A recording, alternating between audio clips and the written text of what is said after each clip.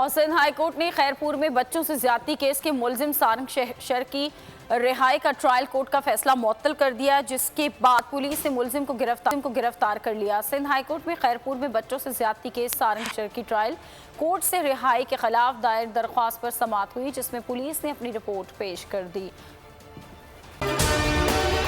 अगर आपको ये वीडियो पसंद आई है तो हमारे चैनल को सब्सक्राइब कीजिए और बेल आइकन के बटन को क्लिक कीजिए। तारीख का अमीन,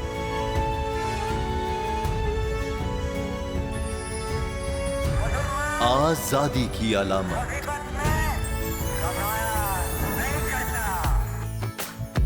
हुस्न का आईनादार, फिक्रो नजरिए की अक्कास,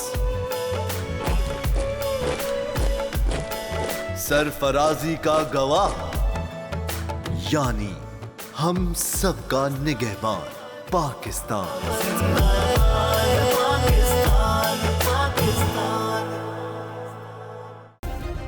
सब्सक्राइब करें और बेल दबाएं ताकि कोई खबर रह न जाए।